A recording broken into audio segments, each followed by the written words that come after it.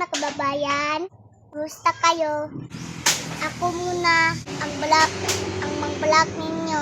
Kasi si Papa nakilis ng sin. Ano naman, napalitan niya ng iyo ang room ni nanay. Kasi butas na ito. Okay. Oh. Ano kababayan? Nasundang maraming kadalawa. Awang. Butas na ito. Halit, tingnan mo. Tingnan mo.